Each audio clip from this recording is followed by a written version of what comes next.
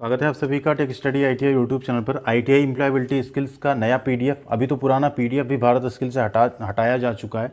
तो आप लोग सभी अगर 1 साल के ट्रेड में या फर्स्ट ईयर में हैं, 2 वर्षीय ट्रेड में, तो आप लोग नए पीडीएफ से ही स्टडी कीजिएगा, कोशिश करिए, क्योंकि सीबीटी एग्जाम में इन्हीं 505 क्वेश्चंस का जो पीडीएफ है, इसमें से ही आपके क्वेश्चंस आने वाले हैं।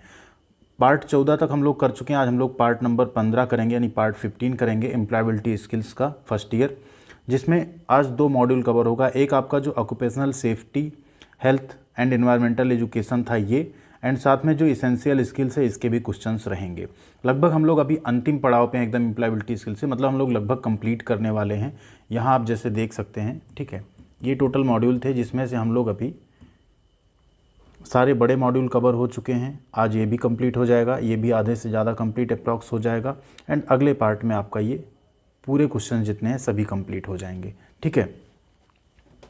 अगले मीन्स जो 15 आप देख रहे हैं यहाँ पे, 19 पार्ट में आपकी पूरी एम्प्लॉयबिलिटी स्किल के जो 505 क्वेश्चंस हैं वो यहाँ पे पूरे आपके लगभग कवर हो जाएंगे, जिससे आप लोग आसानी से 25 में 25 सही करके आएँ। तो आगे बढ़ेंगे, वीडियो में क्वेश्चन आंसर्स देखेंगे। उससे पहले आपको एक अनाउंसमेंट, जो लास्ट वाला बोनस क्वेश्चन है आपके लिए, आप लोग उसका आंसर कमेंट बॉक्स में ज़रूर कीजिएगा। एंड आप लोग वीडियो को लाइक नहीं करते, जिस वजह से वीडियो कई बार रैंक नहीं करती यूट्यूब पे, तो प्लीज़ लाइक बटन अगर आप देख रहे हैं वीडियो तो लगा दीजिएगा। अगर आपको वीडियो अच्छी लगती तो चैनल पे नए हैं तो सब्सक्राइब करके टेलीग्राम पे जुड़ जाइएगा। जैसे ही सारे पार्ट कंप्लीट होते हैं हम आपको इसका पीडीएफ भी प्रोवाइड कर देंगे, हिंदी इंग्लिश दोनों में, ठीक है। स्टार्ट करते हैं हम लोग जो OSHEE यानी occupational safety, health and environmental education था, इसका हम लोग 25 क्वेश्चन कर चुके थे। आज 25 के आगे इनके क्वेश्चंस करेंगे, उसके बाद बाकी बचे हुए क्वेश्चन आपके एसेंशियल स्किल्स वाले मॉड्यूल से रहेंगे। क्वेश्चन नंबर 26 है, maintaining a comfortable environment with good lighting, right temperature, less noise and vibration is an example of. एक अच्छी रोशनी, सही तापमान, कम शोर और कम कंपन, ठीक है, यानी लेस नॉइज एंड वाइब्रेशन के साथ अगर एक आरामदायक आपने वातावरण बनाए रखा है तो वो किसका उदाहरण है। मीन्स आपका कोई एक कंपनी है, वहाँ पे आपने प्रॉपर इन्वायरमेंट रखा है, अच्छी लाइटिंग है, राइट टेम्परेचर मीन्स आपने एयर कंडीशन या जो भी वहाँ पे कूलर या एग्जॉस्ट फैन है वो सब लगा रखे हैं, तो ये होता है एग्जाम्पल एक अच्छे एर्गोनॉमिक्स का, ठीक है। किसका एग्जाम्पल होता है? एक अच्छे एर्गोनॉमिक्स का एग्जाम्पल होता है, जिसे हम श्रम दक्षता कहते हैं। मतलब कुछ ऐसी चीज़ें जो वहाँ पे कार्मिक यानी कर्मचारी काम कर रहे हों, उनकी काम करने की दक्षता को बढ़ा दें, एक्चुअल में उसी को बोलते हैं एर्गोनॉमिक्स, ठीक है। अगर कहीं पे एसी लगा, वहाँ पे कोई वर्कर काम कर रहा है, कोई असेंबली का, एंड एक कहीं पे गर्मी एकदम पड़ रही है, ठीक है, वहाँ काम कर रहा है, दोनों में कितना डिफरेंस आएगा काम करने में। शायद जो सही टेम्परेचर में काम कर रहा है वो अगर 100 पार्ट बनाएगा, तो जो कम सही टेम्परेचर में काम कर रहा है वो शायद 50 या 60 पार्ट ही बना पाएगा, ठीक है। अगला क्वेश्चन है 27, ergonomic work environment is created by. Ergonomic work वातावरण जो है वो किसके द्वारा बनाया जाता है? Keeping frequently used object with in easy reach. जो भी ज़्यादा उपयोग की चीज़ें उन्हें हम क्या करें? आसान पहुँच के पास रखें। अगला, maintaining erect position of back and neck with shoulder relaxed. आपका जो पोजीशन है बैक का और गर्दन का, वो हमेशा क्या रहे? सीधा रहे, एंड शोल्डर जो हो वो रिलैक्स पोर्शन में हो, तो आप जो काम करेंगे, आपके काम करने की जो स्पीड होगी या स्थिति होगी काफ़ी अच्छी होगी, एंड आपके बैकबोन या बॉडी में पेन भी नहीं होगा, क्योंकि आप प्रॉपर पोस्चर में बैठे हैं। अगला है providing mobility and change of posture. गतिशीलता प्रदान करना और मुद्रा में परिवर्तन। मीन्स काम के बीच में आप मूव भी करें, जिससे आपके जॉइंट्स एंड ये सब स्टिफ ना हो, एंड साथ साथ जो आपका पोस्चर है वो भी थोड़ा सा चेंज हो, जिससे आपकी और मसल्स को रिलैक्स मिले, या ऑल ऑफ द अबव। तो देखिए, एक अच्छे एर्गोनॉमिक वर्क एनवायरनमेंट में ये सारी चीज़ें होनी चाहिए, तो यहाँ पे राइट आंसर होगा आपका ऑल ऑफ द अबव। अगला क्वेश्चन है 28, space refers to any chronic element that happens as a result of work और ऑक्यूपेशनल एक्टिविटी। किसी भी पुरानी बीमारी को संदर्भित करता है जो काम या व्यावसायिक गतिविधि के परिणाम स्वरूप होती है। यहाँ ध्यान दीजिए, आप कोई काम कर रहे हैं, आप कोई व्यावसायिक गतिविधि, प्रोफेशनल वर्क कर रहे हैं, ठीक है, तो उसमें जो आपको कोई बीमारी हो जाती है, उस वजह से क्रोनिक कोई अगर बीमारी होती है, तो उसे हम क्या कहते हैं? ऑक्यूपेशनल डिजीज यानी व्यावसायिक रोग कहते हैं। ऑक्यूपेशनल सेफ्टी व्यावसायिक सुरक्षा, ऑक्यूपेशनल हैजार्ड व्यावसायिक खतरा, या नन ऑफ द अबव। तो इसे हम कहते हैं ऑक्यूपेशनल डिजीज। जैसे अगर कोई एक कंटिन्यू एक अच्छे ऐसे स्मोक में काम कर रहा है, ऐसे धुएं में काम कर रहा है, तो हो सकता है उसे कुछ टाइम के बाद लंग्स कैंसर हो सकता है, फेफड़े का कैंसर हो सकता है, तो उसे हम ऑक्यूपेशनल डिजीज बोलेंगे, क्योंकि उसके वो व्यवसाय की वजह से हुआ, उसका जो काम कर रहा था वहाँ की वजह से उसे वो हुआ है, ठीक है। अगला क्वेश्चन है over exposure to pollution chemicals smoke can cause, प्रदूषण रसायनों धुएं के संपर्क में आने से हो सकता है, क्या हो सकता है? लंग कैंसर, फेफड़े का कैंसर, हियरिंग लॉस यानी बहरापन, एंथ्रैक्स यानी बिसहरिया, ठीक है, या नन ऑफ द अबव। यहाँ पे आपका राइट आंसर है ऑप्शन ए लंग कैंसर, फेफड़े का कैंसर हो सकता है अगर आप कंटिन्यू प्रदूषण रसायन या धुएं के संपर्क में आते हैं तो। एंड आज इस वीडियो के माध्यम से एक अपील हम और आपसे करेंगे कि अगर आप काम करते टाइम इन सब के संपर्क में आ रहे हैं, चलिए तब तो एक बार को हम माने काम कर रहे हैं आप, बट अगर इसमें से कोई सिगरेट या किसी तरह का धूम्रपान करता है तो आप लोगों को बिल्कुल नहीं करना चाहिए, क्योंकि उस पर तो आप पैसे खर्च भी कर रहे हैं एंड आप अपने फेफड़े को, अपनी बॉडी को, अपनी हेल्थ को नुकसान भी पहुँचा रहे हैं। तो अगर आप कर रहे हैं एंड आप छोड़ना चाहते हैं तो प्लीज़ हमारी बात मान के, अगर आप में से कोई भी करता है, आजकल कुछ यंग एज के जो लड़के हैं वो भी करने लगते हैं, तो प्लीज़ आप लोग उसको क्विट करने की कोशिश करिएगा। अगला क्वेश्चन है 30, loud noise in the work atmosphere can cause, काम के माहौल में तेज आवाज़ का कारण, मतलब तेज आवाज़ किसका कारण बन सकता है? लंग कैंसर यानी फेफड़े के कैंसर का, हियरिंग लॉस यानी बहरेपन का, जॉन्डिस यानी पीलिया का, या नन ऑफ द अबव। तो ज़्यादा अगर तेज़ नॉइज़ होगी तो वो हियरिंग लॉस बन सकता है। देखिए, जो आपके कान हैं या जो भी आपकी आइज़ हैं, ये कुछ ऐसे आर्गन्स हैं ह्यूमंस के जो कि बहुत ही सेंसिटिव हैं, ये जल्दी नहीं ख़राब होते। ओवर द टाइम, जब लंबे टाइम तक आप उस चीज़ में एक्सपोजर में रहते हैं, धीरे धीरे ये आपके ख़राब होते हैं फिर, ठीक है। तो अगर आप अपने हेडफोन्स लगा के बहुत फुल वॉल्यूम पे सॉन्ग्स भी सुनते हैं तो हो सकता है आपको 1 साल 2 साल तक नहीं पता चलेगा, बस लॉन्ग रन में 5-10 सालों में आपके कान पे इफेक्ट पड़ सकता है। तो कभी भी फुल वॉल्यूम में आप लोग कोई सॉन्ग मत सुनिएगा, बहुत ज़्यादा टाइम मोबाइल की स्क्रीन को आंखों से मत देखिएगा जिससे आप लोगों पे इतना इफेक्ट पड़े, ठीक है। ऑप्शन ए है machine guards, option B machinery, option C PP, या option D none of the above, इनमें से कोई नहीं, ठीक है। तो देखिए, उपयोगकर्ता और मशीन दोनों की सुरक्षा कौन करेगा? Machine guard. मान लीजिए मशीन में कोई एक ऐसा मूविंग पार्ट है, ठीक है, एग्जाम्पल के लिए आप ले लो बेल्ट एंड पुली समथिंग कुछ है, उसमें अगर आपने कोई गार्ड नहीं लगाया है तो किसी जो यूजर है उसका भी हाथ उसमें जा सकता है एंड उसको हार्म हो सकता है, चोट लग सकती है। सेम मान लीजिए मशीन को कैसे लॉस होगा आप सोच रहे हैं, तो मान लीजिए आप किसी ने कोई टुकड़ा फेंका या कोई चीज़ गिरा एंड वो जाके उस बेल्ट के या मेटिंग पार्ट्स के बीच में आ गया तो मशीन को भी हार्म हो सकता है, मशीन भी टूट सकती है, ठीक है। तो इस तरह से यहाँ पे बात की गई। जो मशीन गार्ड है वो उपयोगकर्ता और मशीन दोनों को प्रोटेक्ट करता है, सुरक्षा प्रदान करता है। अगला क्वेश्चन है machine guards helps in, machine guard जो है किस में मदद करता है? Protecting the machine and the operator, यानी मशीन और ऑपरेटर की सुरक्षा करता है। Allowing smooth functioning and maintenance of the machine, machine के सुचारू संचालन और रख रखाव की अनुमति देता है या अलाउ करता है, ठीक है।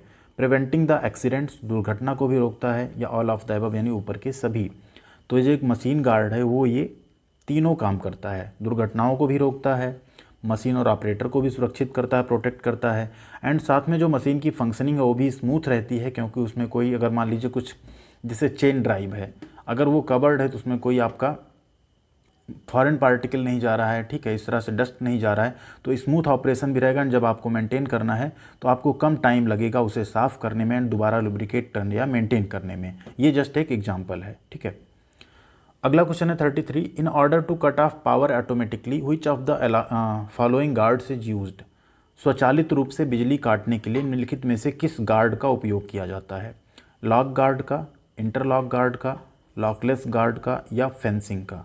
तो ध्यान दीजिए, ऑटोमेटिक पावर कट ऑफ के लिए हम लोग इंटरलॉक गार्ड का यूज करते हैं, जिसमें वो सर्टेन जो आपका पावर अगर उतना पहुंचता है या कुछ होता है तो ऑटोमेटिक वो क्या होता है, कट ऑफ हो जाता है।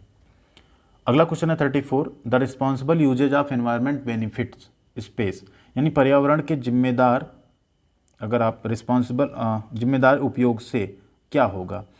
पर्यावरण के जिम्मेदार उपयोग या रिस्पॉन्सिबल यूजेज से मतलब है पर्यावरण में जो चीज़ें हैं उन्हें आप रिस्पॉन्सिबल तरीके से उसे अपना समझ के उसको यूज करिए, मतलब इस तरह से यूज करिए कि उसे वेस्ट ना करिए बेसिकली, ठीक है, जैसे आप अपनी चीज़ों को करते हैं। ओनली द प्रेजेंट पॉपुलेशन, केवल वर्तमान जनसंख्या जो होगी उसी को उसका बेनिफिट मिलेगा। ओनली द फ्यूचर जनरेशन, केवल आने वाली पीढ़ी को मिलेगा। Both the present and the future generation, वर्तमान और आने वाली पीढ़ी दोनों को, या नन ऑफ द अबव। देखिए, एक जस्ट आपको एग्जांपल दें, जैसे पानी है, एनवायरनमेंट में पानी अवेलेबल है, ठीक है, या एनवायरनमेंट में ऑक्सीजन अवेलेबल है, अगर उसका आप प्रॉपर यूज करें, प्रॉपर यूज से मतलब एनवायरनमेंट को आप प्रदूषित ना करें, बेसिकली पानी को प्रदूषित ना करें, सॉइल को प्रदूषित ना करें, ठीक है, हवा को प्रदूषित ना करें, तो उसका प्रेजेंट पॉपुलेशन भी अच्छा उसको फ़ायदा मिलेगा, फ्यूचर जनरेशन को भी फ़ायदा मिलेगा। तो राइट आंसर क्या होगा आपका? Option C, both the present and the future generation, यानी वर्तमान और आने वाली पीढ़ी दोनों उसका लाभ पाएंगे।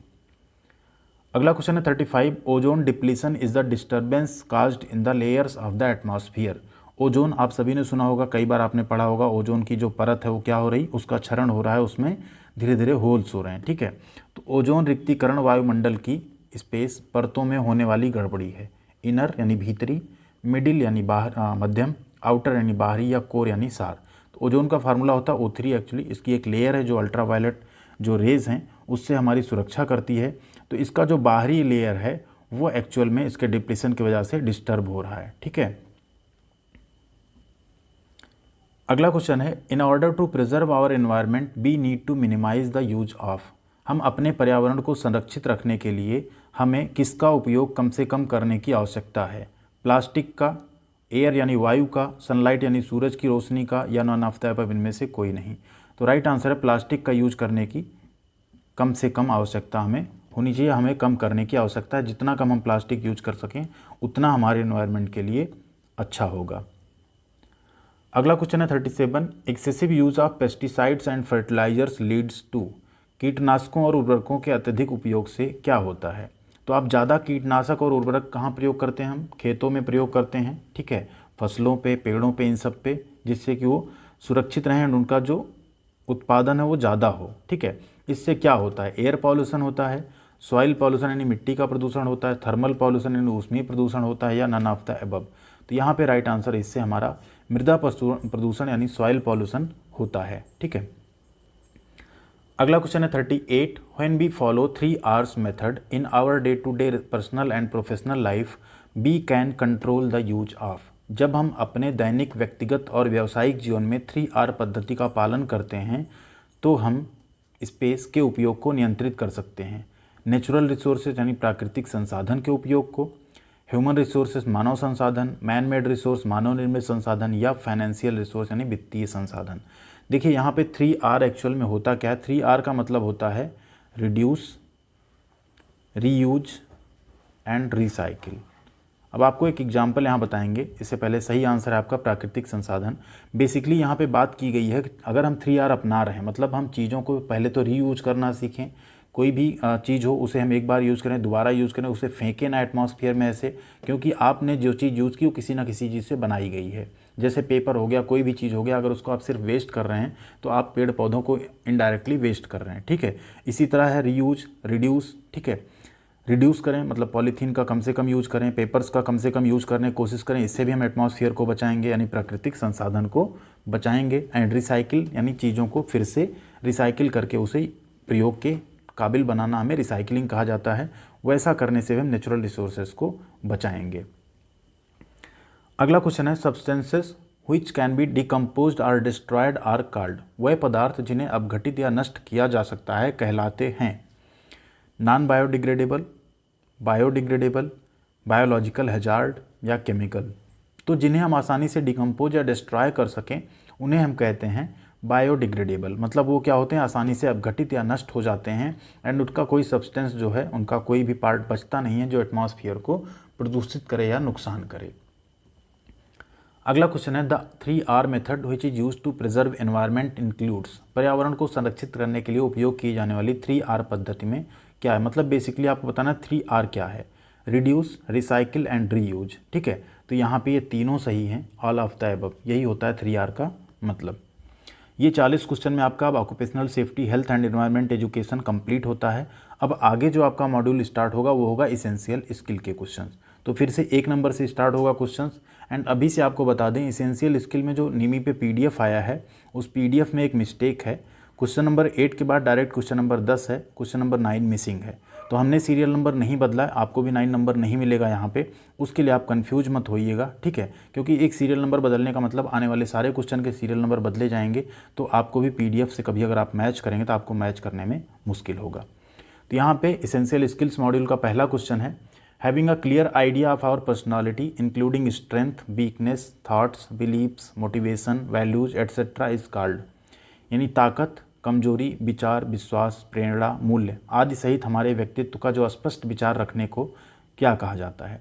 तो अगर आपको आपकी स्ट्रेंथ, आपकी वीकनेस, आपकी थॉट्स, आपकी सोच जो होती है, आपके बिलीफ, मोटिवेशन सब पता हैं, तो उसे हम एक्चुअल में कहते हैं सेल्फ अवेयरनेस यानी आत्म जागरूकता। इसका मतलब ये होता है आप अपने बारे में सारी चीज़ें जानते हैं, आपकी कमजोरी क्या है, आपकी स्ट्रेंथ क्या है, आपकी सोच कैसी है, सब कुछ अगर आप अपने बारे में जानते हैं तो उसे बोलते हैं सेल्फ अवेयरनेस, या उसी को बोलते हैं सेल्फ अवेयर होना। अगला क्वेश्चन है, which of the following does not constitute your identity. इनमें से कौन आपकी पहचान को नहीं बनाता है। ओपिनियंस यानी आपकी जो राय होगी किसी टॉपिक पे, वैल्यूज़ यानी आपके जो वैल्यूज़ हैं, मूल्य हैं, लाइक्स आपकी पसंद जो है, ठीक है, आपके लाइक्स या आपको लाइक करने वाले जो भी हैं, marks scored in an exam, एक परीक्षा में प्राप्त अंक, ठीक है, मार्क जो आप स्कोर कर रहे हैं किसी एग्जाम में।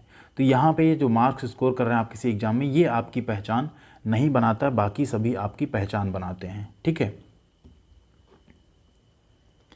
क्वेश्चन नंबर 3 है, background refers to a person's space. पृष्ठभूमि एक व्यक्ति के संदर्भित करती है। तो जो बैकग्राउंड होता है किसी भी पर्सन का, वो किस चीज़ को रिफ़र करता है, उसके एक्सपीरियंस यानी अनुभव को, ट्रेनिंग प्रशिक्षण को, एजुकेशन शिक्षा को, या ऑल ऑफ द अबव। तो किसी पर्सन का जो बैकग्राउंड हम देते हैं उसके एक्सपीरियंस, उसके ट्रेनिंग और उसके एजुकेशन के बेसिस पे देते हैं। तो यहाँ राइट आंसर क्या हो जाएगा आपका, option D, all of the above. अगला क्वेश्चन है 4th space, are the abilities and qualities you have as a person that help you grow well in life and career. ऐसी कौन सी एबिलिटी और quality यानी एक व्यक्ति के रूप में आपके पास मौजूद क्षमता और गुण हैं जो आपको जीवन और कैरियर में अच्छी तरह से बढ़ने में मदद करते हैं। पर्सनल स्ट्रेंथ यानी व्यक्तिगत ताकत या स्ट्रेंथ, पर्सनल वीकनेस व्यक्तिगत कमजोरी, अपॉर्चुनिटी यानी अवसर, या थ्रेट्स यानी धमकी। ये बेसिकली वही है आपका जो SWOT आपने पढ़ा है ना, strength, weakness, opportunities and threat, उसी से रिलेटेड है। तो यहाँ पे जो क्षमता और गुण आपको कैरियर में आगे बढ़ने में मदद करे उसे हम बोलते हैं पर्सनल स्ट्रेंथ।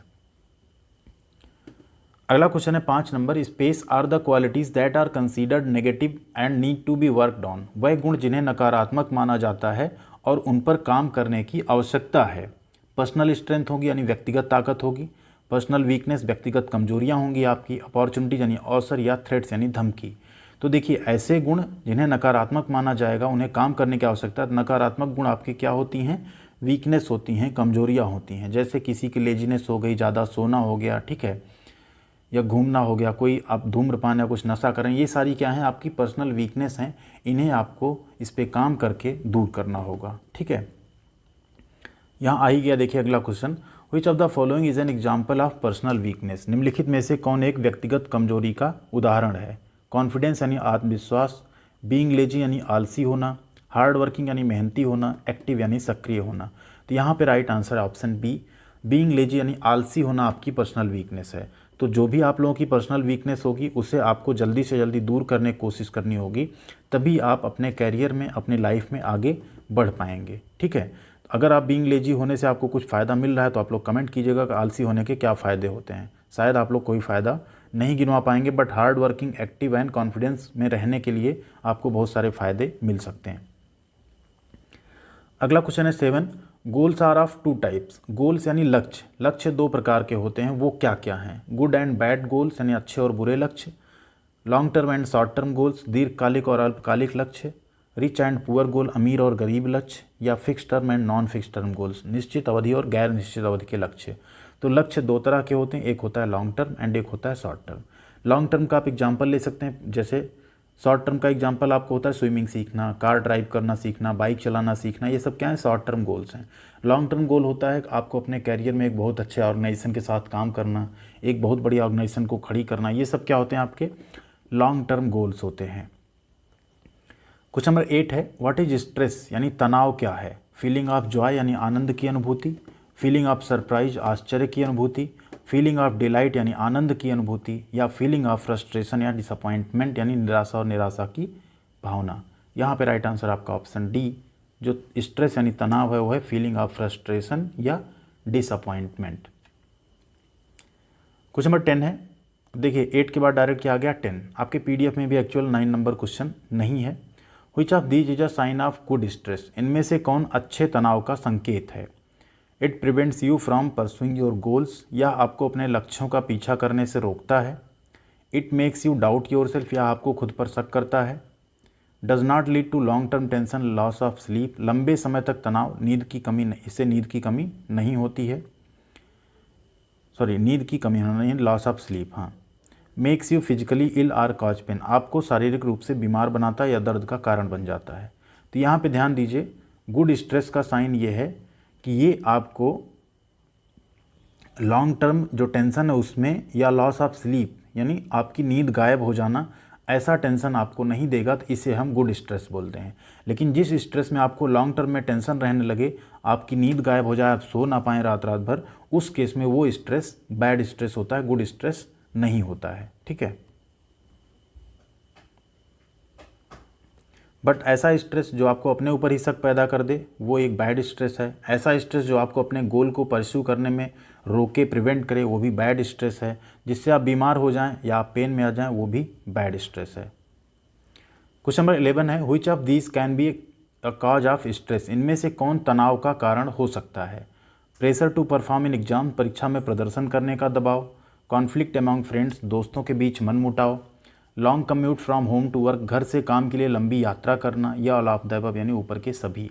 तो यहाँ पे तनाव के कारण ये सभी हो सकते हैं। परीक्षा में प्रदर्शन का दबाव, आप लोगों के एग्जाम आ रहे हैं, आप लोग प्रेशर में हैं, पढ़ाई खूब कर रहे हैं, हमें भी पता चलता है कि आप लोग कब पढ़ रहे हैं, क्योंकि जो वीडियोज़ होते हैं उस पर जब आप व्यूज़ देते हैं, कमेंट्स आते हैं तो पता चलता है। एंड जैसे आपके एग्जाम खत्म होते हैं, आप पढ़ाई बिल्कुल छोड़ देते हैं, तो हमें पता चल जाता है कब आप लोग सन्नाटे में बैठ गए हैं। ठीक है, दोस्तों के बीच मनमुटाव, वो भी एक टेंशन है। दूर तक आप ड्राइव करके काम पे जाएं, वो भी टेंशन है। तो यहाँ पे ये सभी आपका सही आंसर होगा।